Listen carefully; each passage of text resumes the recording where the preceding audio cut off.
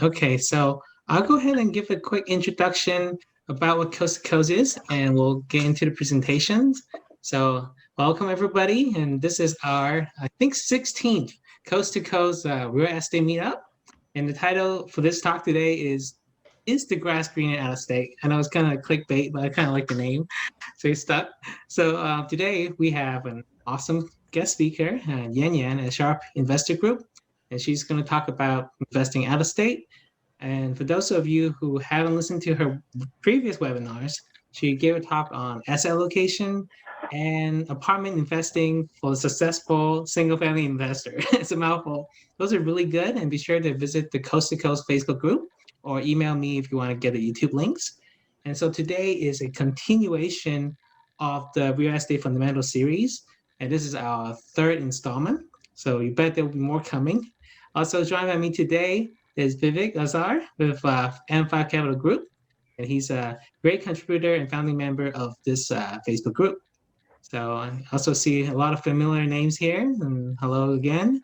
And for those of you who are new to Coast to Coast, and welcome. And this is an educational and networking group to learn and share just about anything on real estate investing. We have regular active investors, syndicators, but we also have a number of passive investor or people who just started out on real estate investing. And this group is created by the members for the members so we can all grow together. So besides webinars, we also run a real estate social event. And each month we invite a guest speaker, someone who's really experienced and come to share with us what's happening in the real estate, what they're doing, and also for everybody and all the members to kind of mingle and get to know each other. We split out in breakout rooms and get a really opportunity to chat and know about each other. And also, one last thing is our partner, James McCurry, he's not here today. And he's also hosting a real estate mini socials, just maybe 4 to 5 people on a weekday at noon or right after work, just to also get to know a little bit of each other. So I think you'll be receiving an invite by emails. So with that, I think we can go ahead and go into the, I think we just covered quite a few pages. All right, so I guess since I still have the ball, I'll just check quick intro about me and what I do. So I'm a partner and an investment company, and we focus on some forced appreciation play, BRRRR strategy. BRRRR, for those who don't know, is buy, rehab, refi, and repeat. So we do that in single family, and also done quite a few new construction homes, do a couple land banks. Work in property management company, and we also run our own vacation rentals.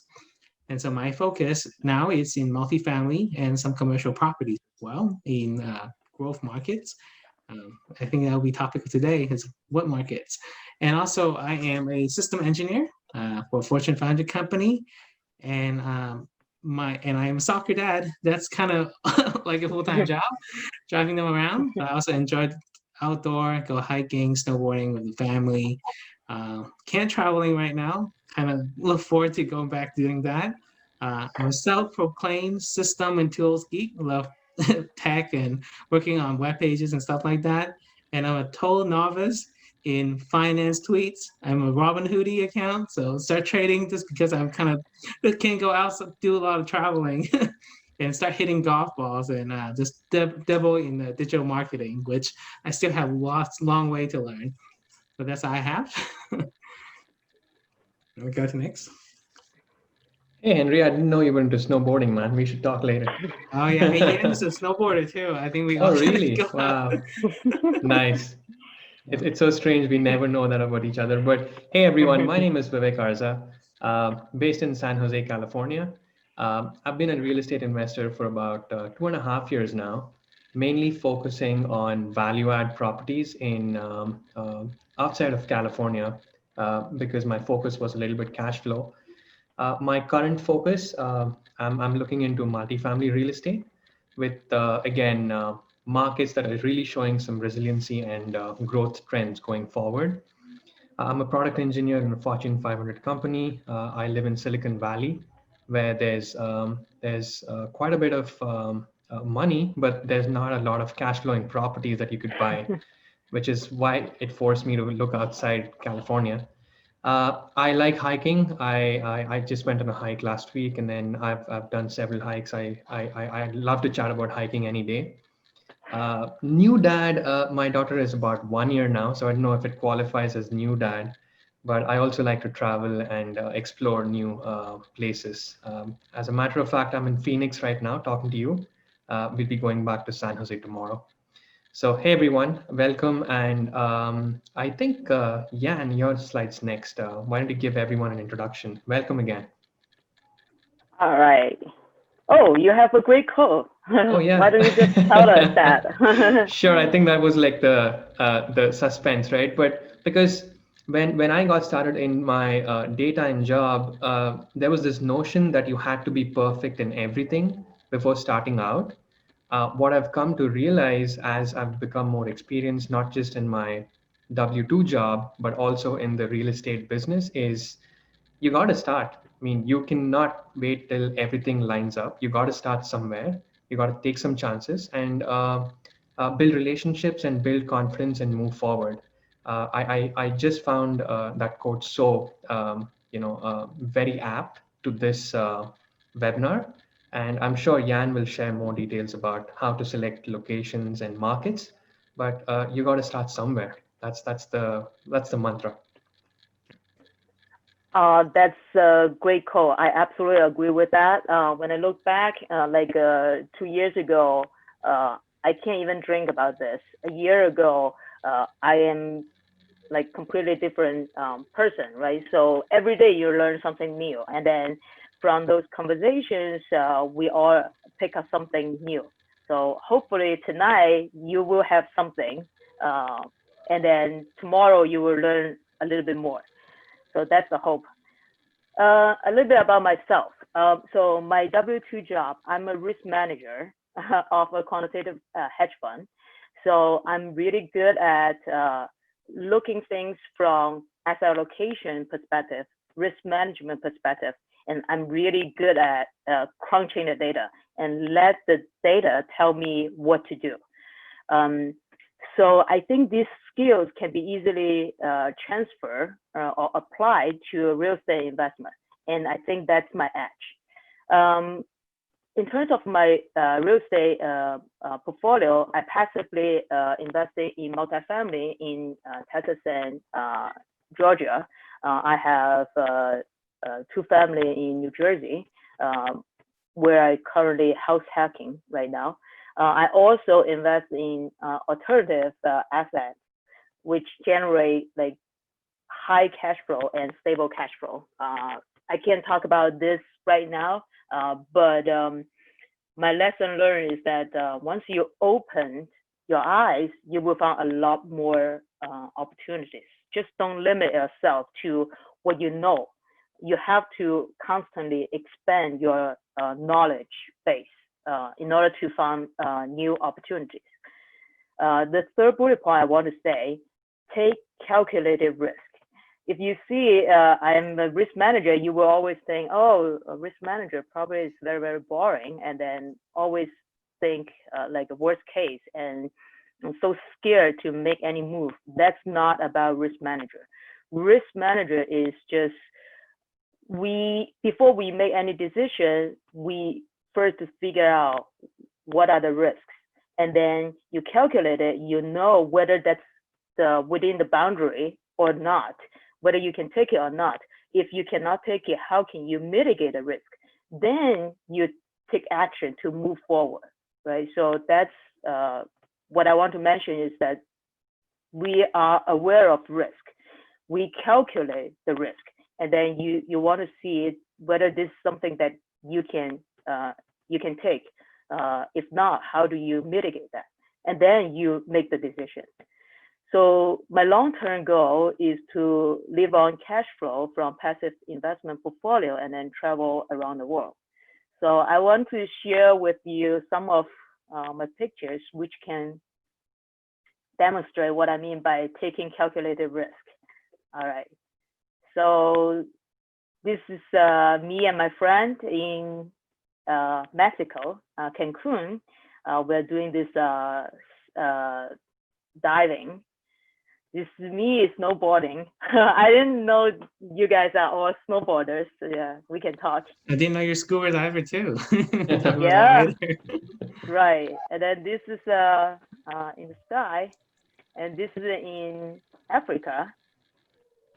Beautiful. This is me in Vancouver, by the way. I'm here. Like this is like a 30 meters high, and I'm here. This is me and my team. We run 200 miles in 24 hours. So it's a Wow. relay. And then we ended up number 10 out of the 200 teams. So those things, right? So I want to say life is a journey, right? So a lot of things you got to be able to explore something, take some risk. But before you do that, calculate the risk, okay? All right, so today we have. So it seems you take Excel sheets everywhere you travel, huh? Calculate risks and then. No, go ahead. Just some light moment there, but great pictures though. Yeah. So we have 15 minutes left to talk about this topic. I want to open your mind. If you haven't done so, like investing out of state, I want to show you, okay, what are the risks or what are your concerns? I want to address some of them. Some of them are like a mindset issue. Some of them are technical issue. I don't know how. Then I will show you how. So then next step, you will figure out, okay, is investing out of state for me or not for me, right? So if it is for me, then what is my next step? So hopefully I can shed some light on that. Okay. So let's take some poll. Henry, are you ready? Sure, yeah. We are launching another poll. It's called Investing Out of State. Let's see, you can all see it on your screen. Feel free to, and I'll share right away. You know, I'll maybe give a minute for everybody to fill it out.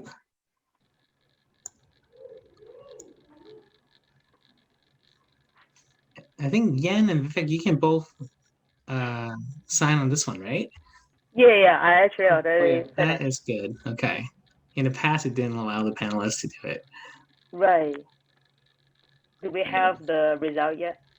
Votes are coming pretty strong. So, all right, we'll give it another 5 seconds. It's just a short poll. It's for fun. All right. Okay, so let me go ahead and end the poll, and I'm going to share the results.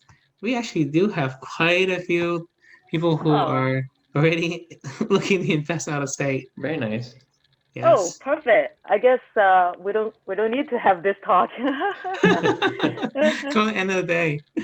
All we do right. have a few others, so hopefully we can learn what's the things that we can learn about the reason for not considering. Cool. But good. That's pretty cool. All right, so let's go to the next step. Okay, we already see the result. Okay, so these are the things that I think probably it's in people's minds. Obviously, not everybody thinks this way, but I just listed. So some of them are mindset issue, right? So some people say, okay, how do I know this is not a flaw? And some people say, hey, I can't see the property, I can't feel it, and it's just too risky. And some people say, it is out of state, it's too far for me to self-manage it. And if I don't self-manage it, then I have to hire a PM. That's too expensive. I can't do that. Right? So those, I think, it's mindset issue. The second type of issue is that you don't know how to do it, right? So I'm not familiar with local market. I don't know how to pick the good one from the bad one. I don't know the local laws.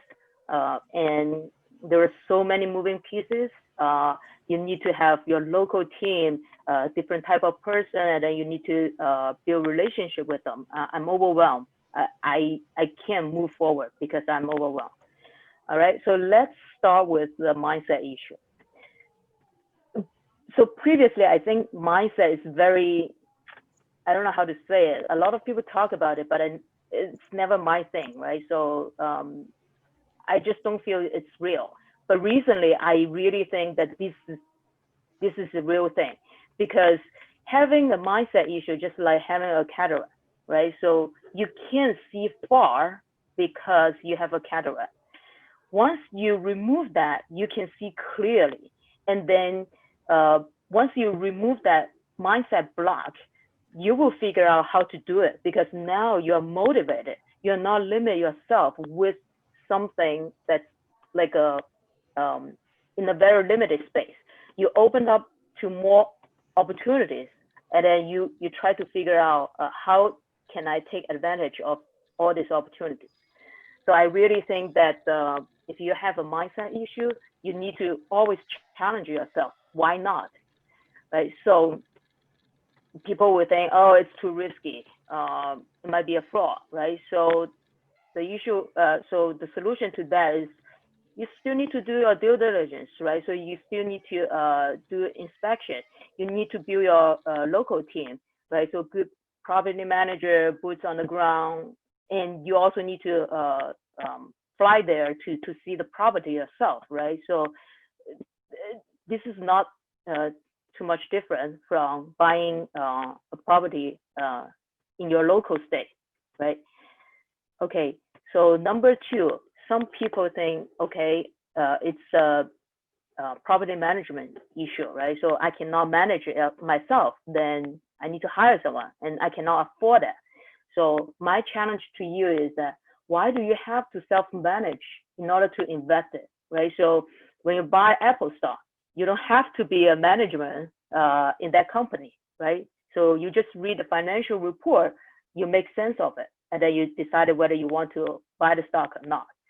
And you drive the car, you don't have to be a mechanic, you don't have to know how the car works in order to drive the car, right? So in order to invest in the property, why do you need to self-manage it? You don't, right?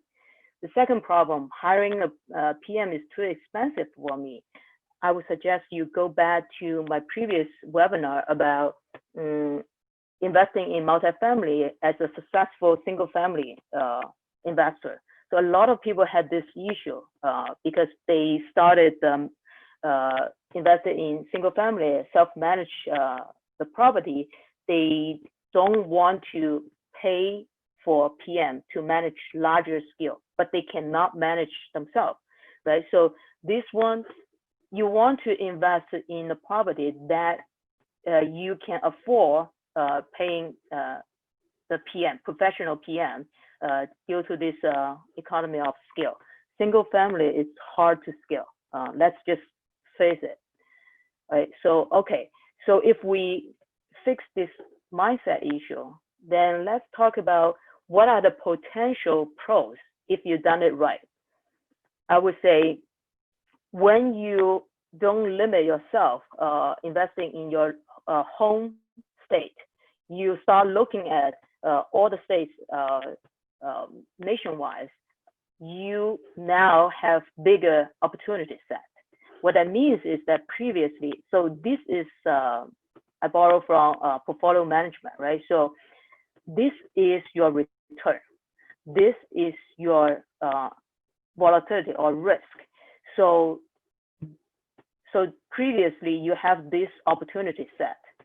But now, since you are looking all the states, now you expanded your opportunity set. Now you have, you probably will take the same risk like this, but now you have higher return. Or you will have the same expected return, however, you are taking less risk. Either way, you are better off than before. So that's what I mean by if you start thinking about out-of-state investment, now you have more opportunity to have higher return or lower risk.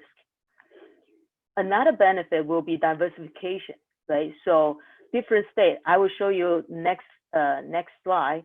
Different states might have different risk-reward profile. Some states get an appreciation. Some states they provide stable cash flow, right? Or different states they are in different market cycle. Some already going downhill. Some are still right, growing strong, right? So if you remove all this mindset block, then the problem, it becomes simpler. It's just how can I pick the good state from the bad state, right? So that's actually simpler. I will show you how. So now let's talk about why not all states are created equal. So the first one I want to show you is property tax. So this is the chart, right? So in 2018, there's a law regarding to property tax. So you will see this dark green. So the 10 states most affected by tax law, once the tax bill signed into law, the property value dropped significantly.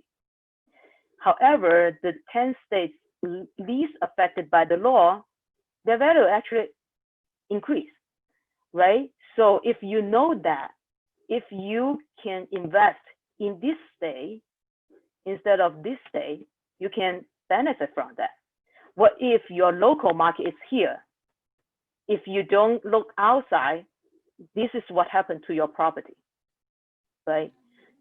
So if you see that trend, and then you can pull your capital from here to invest in this state, then your wealth will grow, okay? So Yan, what you're talking about there was the state and local tax deduction capped at $10,000. Is that what you're talking about? Yes, exactly. Absolutely, exactly. yeah. Yep. That actually, disincentivize people from investing in blue states. Not to get political here, but you could only write off $10,000 of taxes for all those listening. And I think the law is still active as of today. Yes, that's right. Okay, the second one. If you look at the migration trend, right? So the darker the green means more people migrate to this state. And the lighter means like more people move out of state.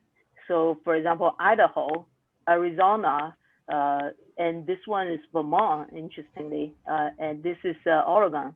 So these are the states that people move in, right? California is lighter, meaning that a lot of people moving out, right? So if you know this, if you can allocate your capital according to this map, you will have a lot more opportunity. What if you just live in Illinois, right? So you only invest in this state, then you see what's going on here, right? So you are missing a lot of opportunities. All right. You mentioned like opportunities for rent growth and maybe appreciation. Mm-hmm. Yes. They do tend to flow with the population growth. Exactly. Right. Because the more people moving into this state, they need to have some place to live, right? Either buy or rent, right? So that means that's the tailwind of your investment, okay? So the third thing, if you combine the migration trend plus the valuation, if you rent them, you will see these are the top 10 states to invest in. Okay, the last one, look at the money flow, right? So at the end of the day, more capital flow in this state means they're probably going to buy the property there, right? So Florida, total inflow, outside this outflow, right? Texas, Washington, right? So you see that. So if you invest in this state, you're probably going to benefit from it. So now we understand not all states are created equally. The problem is that you need to identify what are the good states. You want to invest in those states instead of limiting yourself in local states. Hey Yan, just one quick observation on the list. It does look like a lot of these states, at least top 2 and even 3, don't have a state tax. Yes. I think Nevada is also on the list as well. Right. That's a good observation, Henry. Yeah, income tax, right? Yep, state income tax. Yeah. Right. And so quite. Oh, go ahead. Sorry. Okay. No, I guess we can definitely you can come up with this standard, right? So those measures, and then you have the sorting, and then you can cross-check and see, oh, is there any states that are ranked on top, no matter which measure you're looking at, then probably you just invest there, then your chance of being successful is higher, right? Right. Yeah. And while you were on that chart as well, I can also see that there's a lot of darker green color in the southern part of the hemisphere. And a lot of those are also red state. Yeah. Right. Okay. So some data might not be the most up to date because COVID changed a lot of things, right? So, but just give you an idea. If you keep looking for the new data, then you will know where to invest. All right. So we talk about this pros and cons. Now you have more opportunities. So you can benefit from diversification. Cons is that okay, now you need to do more research and then you need to do more due diligence, but it might be worth it. All right. So now once we resolve the mindset issue, now it's simpler. How, right? So, okay, I don't know how to tell the good ones from the bad ones, or there are too many moving pieces, I'm overwhelmed, right? So how do we address that? So when we look at the data, there may be something that come to mind, right? So when you say good state, bad state, so first you need to define in what sense, right? So if you are looking for appreciation, then your definition of good and bad is different from an investor who is only focusing on cash flow, right? So first you need to define what's good and bad for you, for your specific investment goal. Second thing is what measure are we looking at, and where to find the data. And then once you found the data, you need to convert that into not just information, but some intel to help you to make the decision. And then lastly, how do we put things all together? All right, let's jump into it. First, let's see state or cities. What specific measure we look at and what are the criteria, right? So this is actually from Multifamily U. So I borrowed from there, Neubauer's bootcamp. He's like a data scientist in real estate. So it's really helpful, a good starting point. But here, mainly this is for cash flow. If your goal is appreciation, you need to tweak a little bit, but that's a good starting point. Okay, first, population growth.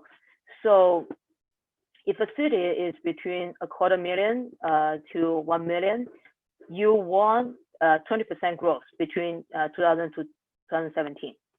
If it's a smaller city, you want higher growth. If it's a bigger, you want slightly lower growth. And if it's beyond 2017, every year you add a little bit more. Okay, so that's first thing. The population growth is the most important thing because it drives the demand of real estate. Second thing, affordability, median household income. Okay, so between 2000 and 2016, you want 30% growth, right? And then these apply to all the cities, regardless if it's big or small. And then after 2016, you add 2% to the number. So 32, 34, whatever, right? So you know what I mean. The third one. And Yan, just one question there. Why are we focusing on the median household income? Because we see that the demand is there from population growth. Is there a reason why we're focusing on the income part? No, so the population only means that, okay, people need a house to live, right? So, but what if they cannot afford to buy one, right? So you need to know there's a certain income that can support buying the house, right? So these two, you need both in order conjunction, to. correct. Yes. Correct. Right. So just because a city is seeing huge population Mm-hmm. growth, but its median household income is very low, Mm-hmm. might not necessarily be a great market. You have to look at every aspect in what you're sharing. Right. And also, if population growth is great, but the median household income is low, that means, okay, what product are you offering? You you probably don't want to build or buy Class A multifamily. You probably want to offer like a low house income, right? So that Absolutely. will be in great demand. So Sure. that's why we need to look into this affordability issue. Okay, the third one will be medium house or condo value. This is because at the end of the day, you want to sell it, right? So you want to see how much the value growth in the past, right? So here, between 2000 and 2016, you want 40% growth, and then applies to all the markets. And then every year you just add 2% to it. The last one, you want to see the crime level and the change, right? So because you only want to invest in the cities that you want to see the crime rate reduce gradually. It shows that the government, the city government, they are taking control, right? They are making it a better place to live, right? So we will show that. All right. You also care about the last 12 months job growth, because only when more people get a job, they can afford to pay for either the rent or buying the house, right? So you want to see 2% growth. That's a benchmark. But if it's a larger city, you probably want to see 1.5%. So you go to this website called Department of Numbers, and then look for employment and metro, right? Okay, so those 5 are the standard that when we select a good city, but you need to have a city in mind, then you go to look for those data, right? So that's the starting point. Now, once you identify a good city, you want to see what is a good neighborhood that you want to invest in. So again, we will have following standard. First, you want to see the median household income again. So the sweet spot for a cash flow rental will be between 40 to 70. If you are looking for appreciation, you probably look for a higher one, so 50K, 55 to 90 per year. You also want to see the rent, median rent between 700 to 1,000. If it's an expensive one, then you need to increase a little bit, but it depends on the market. If it's in Rust Belt, you probably want to lower this to 650, but you don't want to go too low, because if you go too low, then probably you will facing like people, they cannot pay you on time, you have to evict them, there's a lot of headache, right? So unemployment rate. So if your neighborhood is the employment rate is 2.5% higher than the city employment rate, then you are in trouble, because a lot of people, they don't have a job, they cannot pay the rent on time. So that's why it can be a little bit higher, but no more than 2.5%. Poverty level, again, the same thing. It's addressing the affordability issue. So normally we think that 20% is a okay threshold. But if you're really risk averse person, then you probably want to look for 15%. This one is very interesting. It's not a number wise, but I actually had a first-hand experience about this one. So you want to look for a neighborhood with diversified residency. If you look at the pie chart, you see one group occupy a greater than 75% of the residency. then you have trouble to attract other tenants, right? So in my neighborhood, it's probably 90%. So I know firsthand, if you don't like follow this rule, you will have trouble when you're trying to rent your property. All right, let's take an example. Okay. All right, let's see. Okay. So while Yan is pulling that up, so Yan, you have something separate for the city and the neighborhood, right? Because when you say neighborhood, it's the local market and not the full city that you're focusing on. Right. Yes. Right. So I just randomly select this one, Phoenix, and if you go to city-data.com, and then it will ask you, okay, which state, which city, right? So I just randomly pick this one. It will look like this, right? So, okay, population. It will give you like a 2-year-old, 3-year-old population, and then also the change since 2000, right? So 23%. Okay. And then, all right, what else? Medium household income. I think I just said. It's this one above. So yeah, medium household income, and then medium house and condo value. Those are the things that we mentioned, right? So what else we mentioned? We want 20% population growth, 30% income growth, 40% home value growth. Yeah, you can find all this in city data. Exactly. And for population, you can also go to Google and just type in the city, and then the population also shows a pretty good trend. Right. And this one tells you the crime data, right? So it has all this history, and you want to see the absolute level is below 500. And then also the trend is going down. This is exactly what we're looking for, right? So it goes down from 580 to almost 400. It shows that the government actually is committed to make it a better place to live, right? Okay, so this is about the city. All right, so if we want to look for the neighborhood, obviously I don't know the exact zip code, but when you do have a zip code or a county or whatever, right? So two things that you can look for. So you can select the metrics that you're interested in. We just mentioned median household income. And then also we mentioned unemployment rate, and then house value. And then what else? I think those are the things that we mentioned. Oh, poverty, right?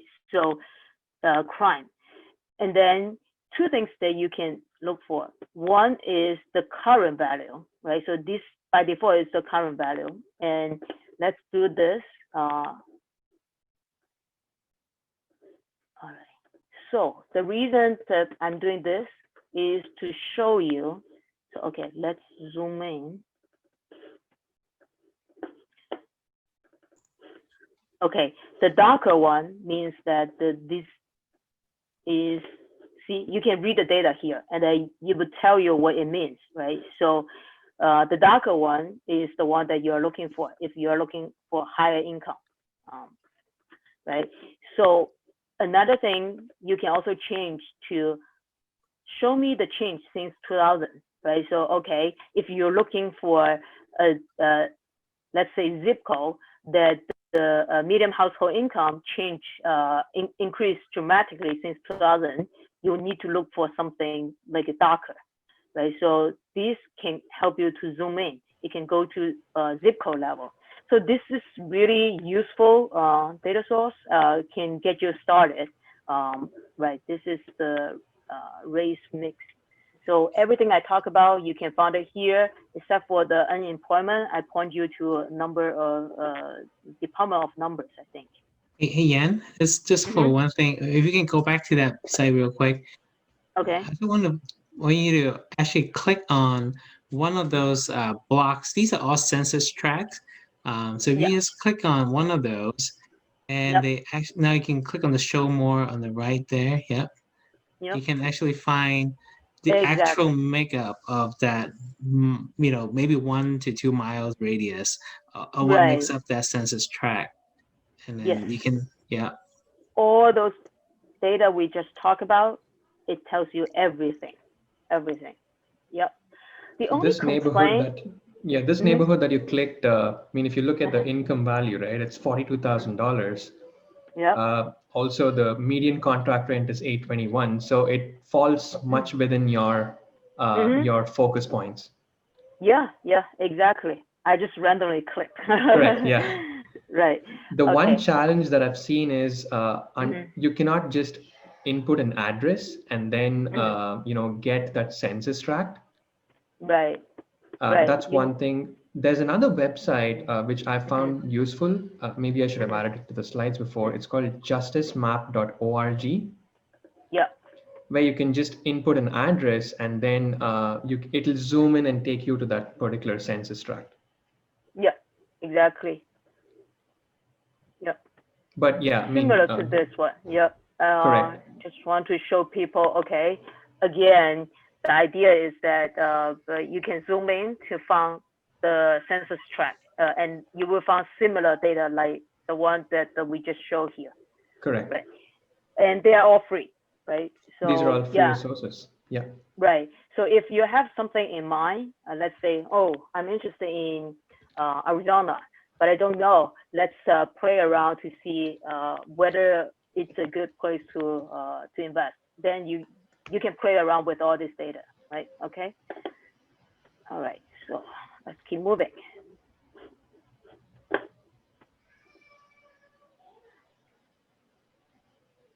All right. So we talk about all this free data, right? So the problem with that is that, okay, the bottom up approach, meaning that I have to know, okay, let's start with a state in mind, a city in mind, a zip code in mind. Then you can look up all the data. What if I have no clue? Where should I start? That free data cannot tell you that. It won't tell you, okay, what is the best place to look into first. And there are so many free data websites. It's all over the place. You probably will be overwhelmed. And then also, it has like a 2 to 3 year lag.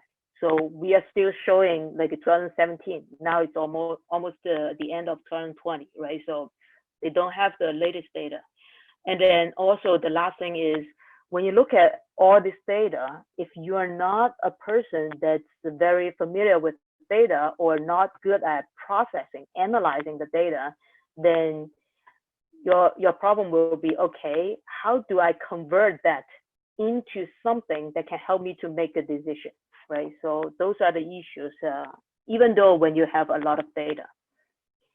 So I will show you other ways to look at the data. One is if you're a geek like me, then you can have your own data. So I will show you what I did as a hobby. So this is different from the previous approach, right? So this is top-down approach, meaning that, okay, I start looking at national numbers, then I look at MSA numbers, then I go one level down, that's state level, then further county, then city, then zip code, then neighborhood. You see, I have all this like a different levels, and I start with no clue at all, national, and then I look one step below, and then I sort it. It can tell me, oh, which MSA is the best, right? Then inside this MSA, I zoom in again. It tells me, okay, which one is the best state, which one is the best county, which one is the best city, so on and so forth. You get an idea, right? So let the data tell you the answer, but you have to look at all the data in order to have that ranking, right? And what metrics I'm looking at? I'm looking at home value and including all home value, single family, 2 family, 3 family, whatever, those by type. And then I also look at the rental data, and I also compare the price to rent ratio across state, MSA, county. You get the idea. So let me show you the data I did before. Yeah, for folks, MSA just stands for Metro Statistical Area. So if it's Phoenix and its surrounding cities. It's just instead of cities, they say MSA. Right. Okay, so this was the analysis I did a while ago.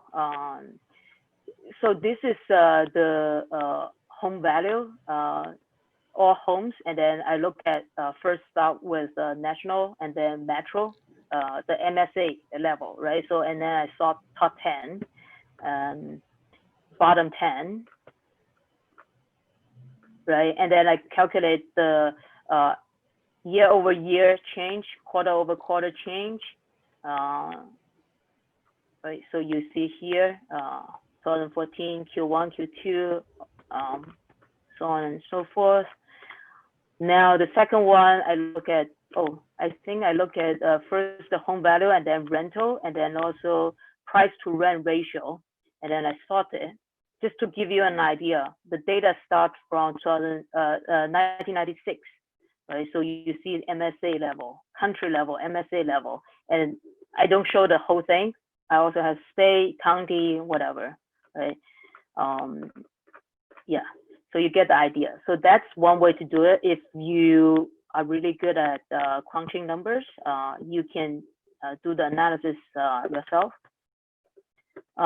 Second thing, you can buy the pay reports. So basically, those guys, they crunch the number for you and then tell you the conclusion.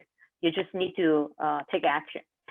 So there are 3 pay reports we have, and we rely on them as well. They have different strengths and weakness, right? So housing alert, I like this one. It tells you, so for example, this is in New York, right? So it tells you long term, right now, it's still good to invest.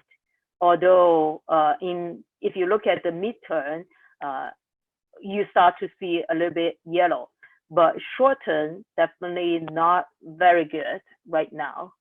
And you see the red here. So it basically, from a time series perspective, it tells you what market cycle this market is in, right? So let's say, okay, in long term, I really monitor this state, but right now might not be the best timing for you to invest. It tells you what is the good timing for you to invest in a specific market. The second one is the neighborhood scale. It really tells you all the details you need to know in order to invest in a specific neighborhood, right? So it tells you, for example, this one I really like. Inside the specific address, it tells you within half-mile radius, 1 mile, 3 mile, 5 mile radius, what is the population growth, right? So for example, this one, it shows a lot of growth. This is the market that's a lot of people coming in. It probably will have a lot of demand for your property. CoStar is a gigantic report. It has usually easily more than 100 pages for specific property. So if you are interested in the property, it will tell you anything you need to know about this subject property. It tells you the rent count, it tells you the construction, it tells you the sales rent counts, and then demographic, and then this sub-market and the market. It tells you everything about this specific property. Of course, all these reports are very, very expensive, but if, for example, a good sponsor, they do a lot of market research, right? So before they buy a deal, they all look for this data in order to make a wise investment decision. Okay, now what? All right, so there are 2 approaches. One is active approach, right? So you crunch the data, you found the target market and the target neighborhood, then you just fly there. You do a field trip, and then you build your own local team the property manager, the broker, the lender, whatever, right? So, and then you found a property, you do the inspection, you do all those due diligence, right? So that's, if you are really hands-on person, you can do that. If you think that's too much, you're not good at networking, you can do this passive approach. You spend a lot of time on the upfront, like you do a lot of research to find a good state, you do a lot of research to find a good syndicator, and then the syndicator do all these things, right? So they source the deal, raise the money, closing the deal. They execute their business plan. And then finally, after 5 years, they exit and then pay you a handsome money, right? So, but in order to invest passively, you need to do a lot of research upfront. Once you invest with them, every day they just working for you. You just collect the paycheck money. And this is a mindset reminder. So recently I read this book. It's called Who, Not How. So previously, I am the person who wants to know every single step. How do I do this? How do I do that? And I just feel safe if I know all those details. But it also overwhelmed me because there are a lot of steps. And if you want to understand each step, it takes you a long time and you're not moving forward. After I read this, I changed my mindset. Now I'm more towards to this. So I still will do a lot of research, especially for this one. The idea behind this is that if you can find the best performer in that specific niche, he will take care of a lot of stuff. But of course, you need to make sure that their interest is in line with you and they're good at what they're doing by looking at their past performance and then talking to other investors.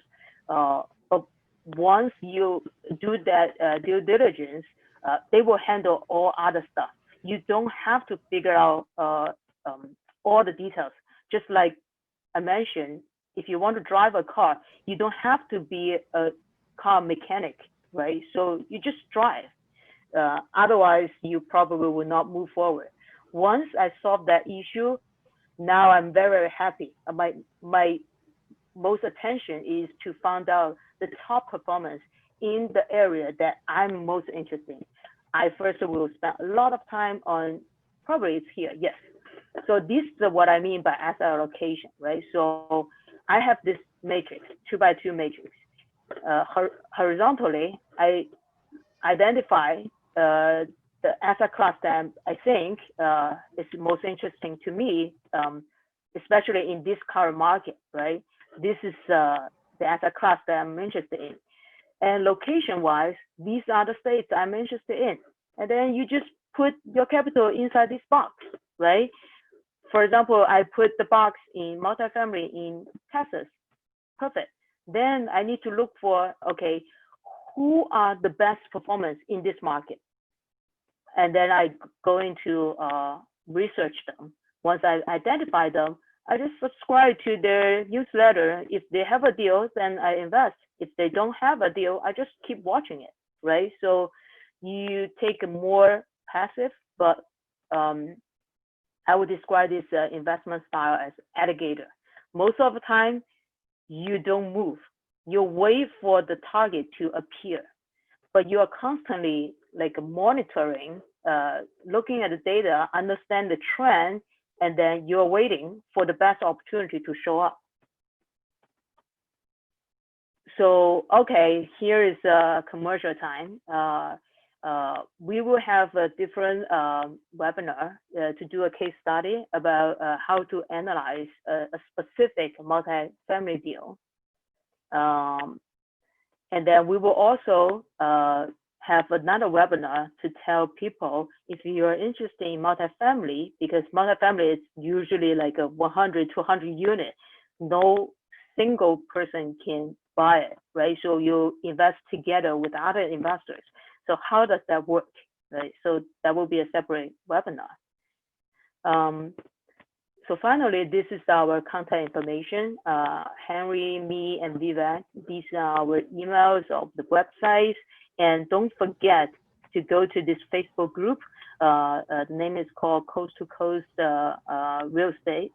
So we have a lot of great educational content. We also have social events every 2 to 3 weeks. We will host this event, and then if you subscribe, you will get notified. And then lastly, I want to introduce you the website that Henry helped me to build recently. So it's called Sharp Investor Group. So Sharp is spelled as S-H-A-R-P-E. Why it's not S-H-A-R-P? Because this is Sharp ratio. So in finance, Sharp ratio, the highest Sharp ratio is what we are after. So this means, again, I show you this chart, very famous chart. This is your expected return. This is your risk. So your portfolio opportunity looks like this. This is the portfolio that you want to have because it has the highest Sharp ratio. Sharp ratio is the slope. Basically, it tells you by taking every 1 unit of risk, how much you get compensated by earning this return. Obviously, the highest Sharp ratio, meaning that by taking 1 unit of risk, I get compensated with the highest return. So that's why I said, okay, Sharp Investor Group. So that's the reason behind the name. So that's the goal. And then if you go to this website, we just recently built, but we are putting our weekly email under this blog. You will see we already have a lot. So the goal is to present you some data so you can gain some insight from those data. Very short email. And then if you want to chat with me, you can go to contact, and then here you can schedule a 30-minute talk. We can discuss what you are interested, what asset class, which state, how can I help you to get you started. We can discuss. Yeah, that's pretty much it. If you have any questions. Oh, perfect. We have 3 minutes. Yeah. All right. So. Yep, so this is perfect time. I think we do have some questions in the chat box, but also I like to launch another quick poll. This is called what kind of return investor expecting? So I'm going to launch that poll. Feel free to answer your questions, and also let's go through the questions in the Q&A box while we getting the polls filled out. So we have a question, looks like from Brian Sprang. And his question is, I think you might personally be able to answer this one too. His question is, how about investing with Neil Bawa and his syndication company, Go Capitus? What's your opinion? Oh, I would love to invest in Neil Bawa. I did invest with Neil Bawa, but again, just because I like his approach, it doesn't mean that I will invest in all his deals.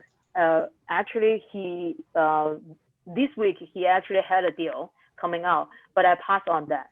Why? Because it's a new bill, which means within the first 2 to 3 years, you will get nothing. And then at the end of the day, when they sell it, you will get a lump sum money, right? So if your goal is cash flow, then this deal is not for you, right? So that's why you first need to identify what is your goal. And then if even if Neil Bawa is the one that I trust a lot, it doesn't mean that I will invest in every deal. Another question, very practical, is that it's very, very hard for you to get in Neil Bawa's deal because it's very easy to get oversubscribed. Yeah, so that's a practical issue. Yeah, right? That's get oversubscribed quite quickly with a lot of the. Yeah. One more comment.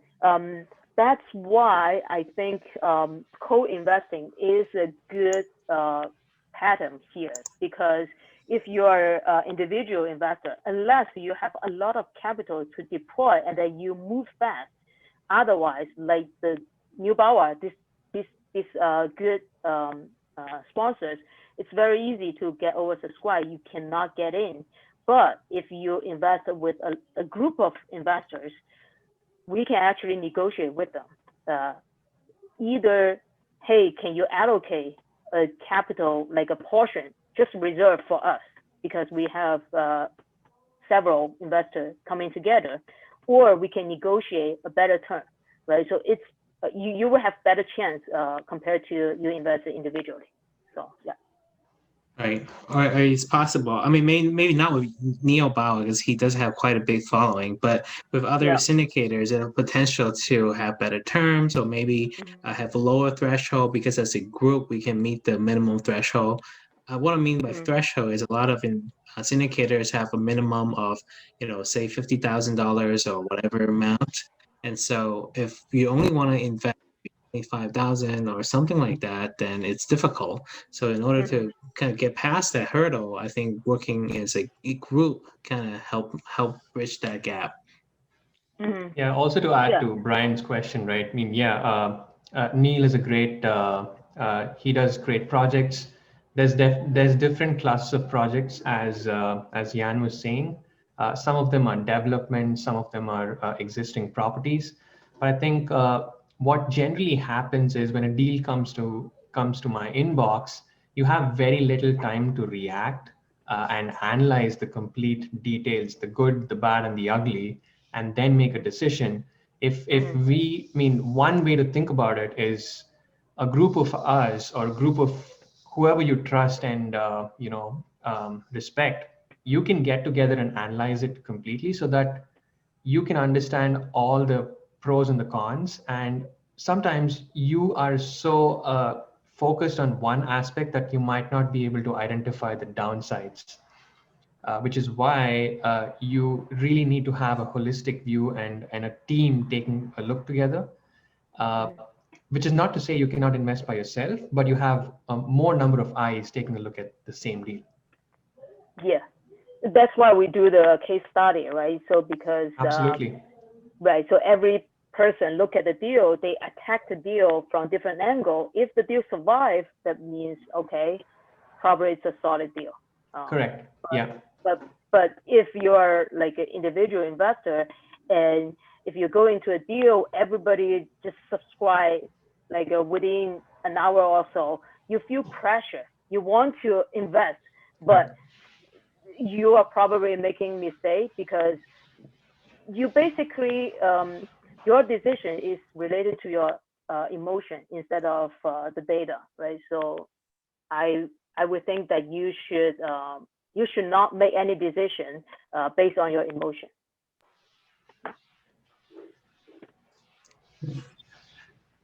Yeah, I think one more question from Brian was answered in the demonstration, which is how do you find the data broken down in the neighborhood in the total city?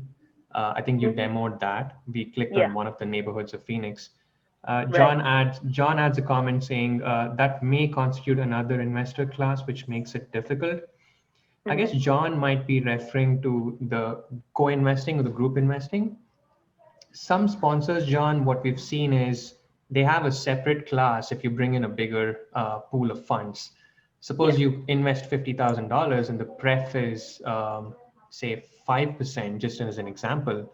If you bring in 500,000, the pref could be 8%. Because they would like to deal with lower number of people, but get bigger checks. And it's a win-win. In some, I mean, of course, the team that you're investing in, you have to be trusting and also okay to invest in that fashion. I want to add to that. So getting a more favorable term is one potential benefit, but it doesn't mean you can always get that. Some other co-investing group I talked to, even though they are getting exactly same terms as individual investor, however, another benefit, as I mentioned, is that the syndicator can allocate a chunk of capital, just reserved for the group. So now, for example, if I want to invest in Nubawa still, I cannot get in. I failed several times. But if I say, hey, Neil, I have 3-5 investors with me. Can you reserve a chunk of seats for me? He probably will do that. That's also a benefit, right? So yeah, either way, it will not be worse than you invested yourself if you can get in. Yeah. That's true. And yeah, I mean, even if you're getting the same terms, sometimes you have early access to deals. You can have that extra time to do due diligence. So all of those are possible if you have the relationships built. I'm just looking at the Q&A box. I answered one question from Shobit about what resources that we use. I think Yan shared that. Any other questions, folks? Maybe you want to put them in the Q&A box. If not, I'll hand it over to Henry and Yan. Yeah, feel free to ask any questions, or you can shoot us an email. Let me bring up the. Or what kind of presentation topic you'd like to hear for the next couple series. Yeah. Right. Because we are all investors ourselves, so those topics are the first that bother us, from our own experience. But you might have different questions, then you can just shoot us the email and say, hey, I'm really interested in figuring out this. If there's enough interest, then we can have another talk. Yeah. All right. John says anything is possible if you bring in the big money. Of course, John. Big checks. Big checks, John. Oh, there's another one from John. I assume there are funds to do this and charge a management fee or something to that effect. Yes. So what I've seen happen lately, and it seems to be the new way of doing things, is a group of investors get together and create a fund, and then they invest in a deal or a bunch of deals. There could be a management fee, or there could be just pass through without a management fee. There's different ways of setting things up. The idea is, one, vetting the deal and getting the good and the bad of the deal. And the second thing is also the relationship that is formed with the syndication company or the syndication operator, right? You can get early access, you can get better terms, you can also get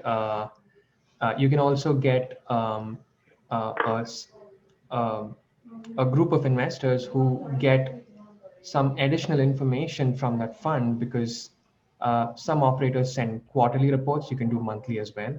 So that's what you can negotiate when you're doing group investing or a co-investing. Right. I want to add to that. It's actually, I've seen a lot of them because I did some research.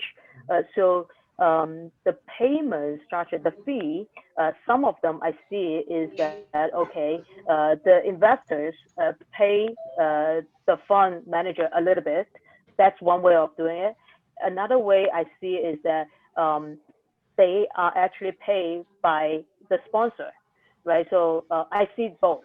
The benefit of it, I talked to several. So some potential benefit will be, okay, let's say if you are an individual investor, you invest in such fund, they actually do a diversification for you, right? So they look at different asset class, look at different locations, they invest with different sponsors. So they basically try to achieve this balanced portfolio, right? So now your risk is lower. Also, I think another benefit will be, so if you invest with Nubawa, for example, their minimum is 75 if you are a first-time investor. But if you are second time, you need to commit 100K if you're lucky enough to get in, right? So, okay, so that means a chunk of your capital will be tied up into one deal. He has still go south, right? He's not God, right? So, okay. So what if that happened to your deal? By investing in those type of funds, one benefit they mention is that, okay, basically each deal inside that fund, it will be minimal, right? So the minimum can be as low as 25K, but together you invest, for example, 75K, but you're investing in 2-3 deals, right? So then in each deal, if that fail, the impact to you is smaller. So diversification is another benefit. And also we mentioned that if this fund can negotiate a better term for you, that will be like even better. There's so much possibility there. It's still new, and I see that growing right now. Yeah.